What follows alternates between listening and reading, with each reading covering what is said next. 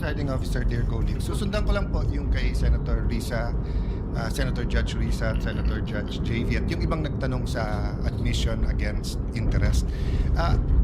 You stated this already, but just for the record, you viewed the whole video, right? The whole 2-hour video. The November 23, Yes. Sir. Yes. Yeah, isang beses, sir. Isang beses lang. Yes, sir. Okay. And how many times there has the Vice President made admissions against her interest? No, sir, ang tinutukoy ko pong admissions against interest doon sa November 26, sir. No, sabi mo yung November 23 din na ayaw ng defense gamitin contracted. So yung kinausap is also an admission against her interest, di ba? Di, sir, ang sinasabi ko pong admissions against interest, yung November 26 video po, sir. Na sinasabi niyang totoo yun at hindi niya Yes, sinasabi. sir. Okay. So, doon sa November 23, may nakita ka doon na admissions against interest? Insofar as I'm concerned, na nireiterate niya. Hindi, not reiterate. Siguro para malinaw, in your mind, or as a lawyer or as an NBI agent, what is an admission against interest? Yun nga po yung ini-explain ko po kanina. Ito po yung isang bagay na ginawa ng isang tao na Hindi ginawa, sinabi. No, sinabi Kasi ng, it's admission eh. Apo, sinabi ng isang tao na ikakasira niya, but then instead of denying na sinabi niya yon, inadmit pa niya ito, ni-reiterate Okay, niya. So, very clear yon.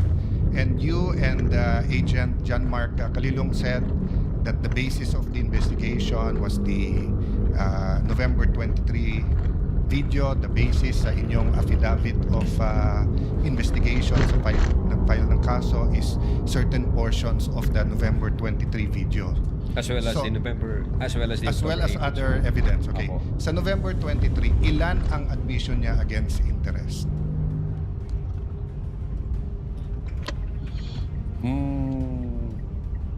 Ang sinasabi ko pong admission against interest This yung is a new November question. 26. This is a new question. If you evaluated well the November 23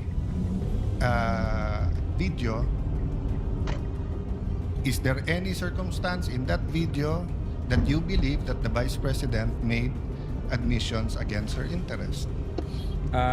Plain ho yung utterance niya doon, Your Honor. Yung nakita lang ho namin, yung utterances niya.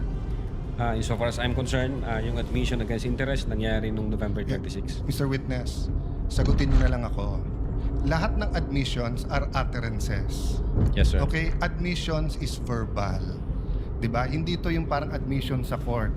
Pwede mo i-admit yung documentary evidence, pwede yung object evidence, pwede yung statements. When we talk about admissions against interest, especially in context of what we're talking about, may statement na laban sa interest niya. Yes, sir. So tinatanong ko dun sa buong video, meron ka bang nakita? Wala. Yes or no lang yun, meron or wala. O meron at wala, hindi yes or no. Kayo nag-evaluate nun eh. Meron o wala? Admissions against her interest.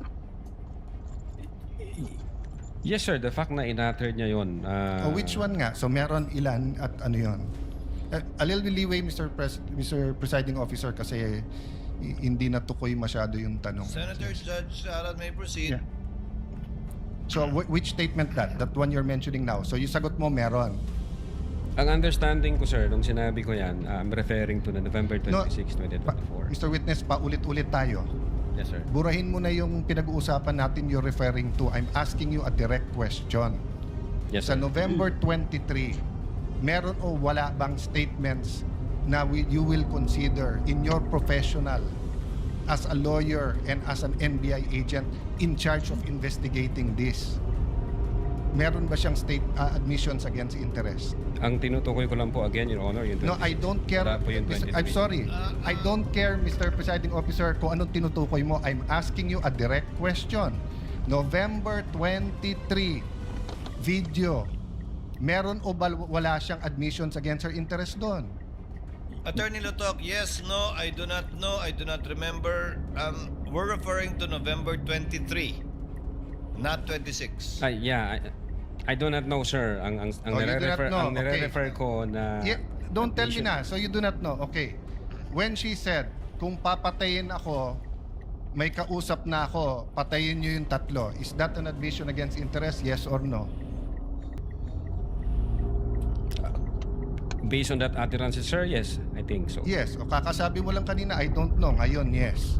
O ano pa? Ano pa sa video na yon na admission against interest? Meron o wala? Or I don't know? Yung utterances na yun, sir, ang Sir, bukod nga doon.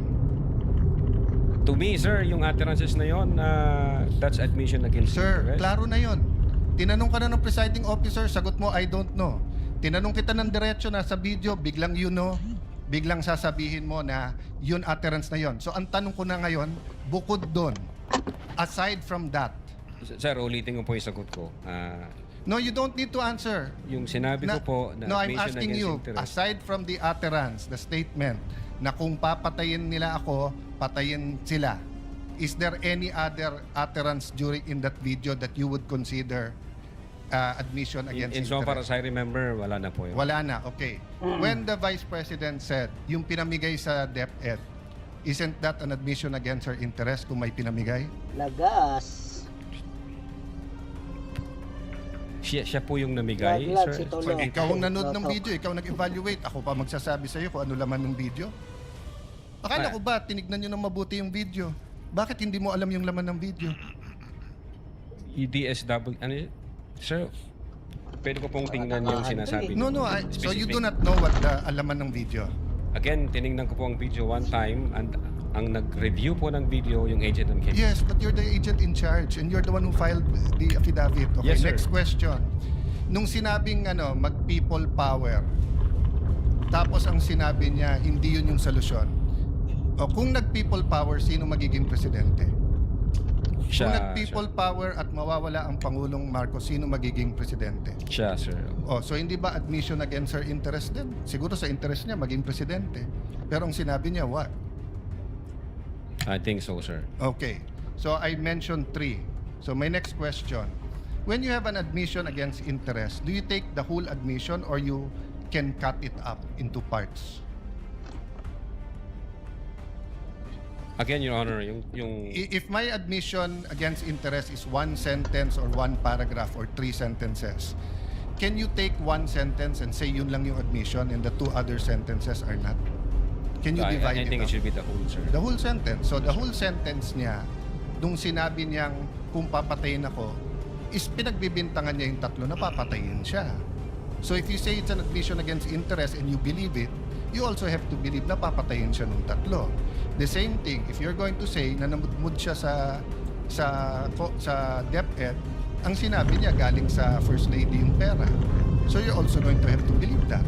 So if you're going to believe her na yung ibang sinabi is seditious, ngayon sinabi nga niya hindi solusyon ng people power.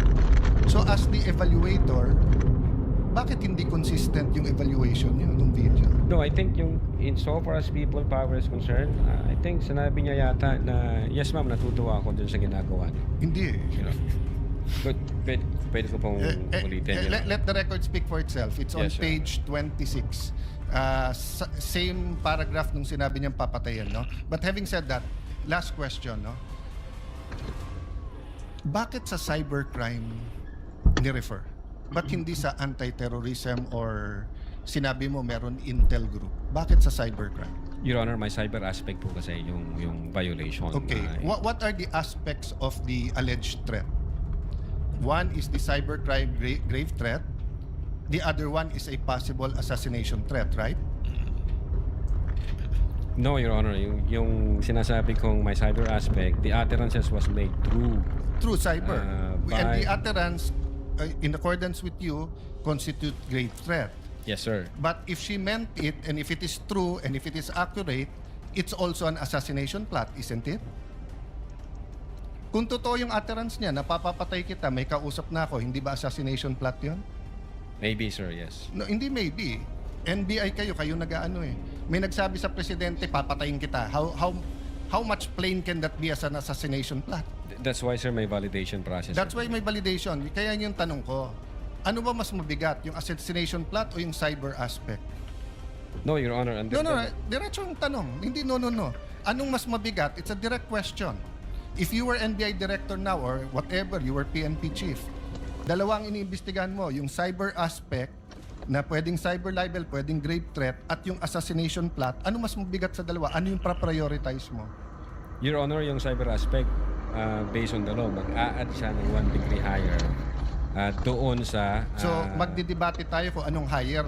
Papabayaan mo mapatay ang presidente. Kindly wind up, Senator Yes, Judge. I'm winding up. The point I want to make, Mr. President, is whether I was the PSC, the Executive Secretary, NBI, or an ordinary citizen, my first concern is wag mapatay ang presidente.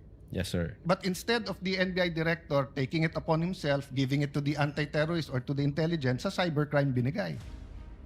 Your Honor, again, uulitin ko, yung utterances was made through information and So, communication technology. Kaya may I hope if jurisdiction any one of my cybercrime colleagues here division. become president, magbago yung attitude ng NBI. Mas importante pala cyber kaso sa buhay ng presidente. Not necessarily, Your Thank you, Honor. Mr. President. Noted.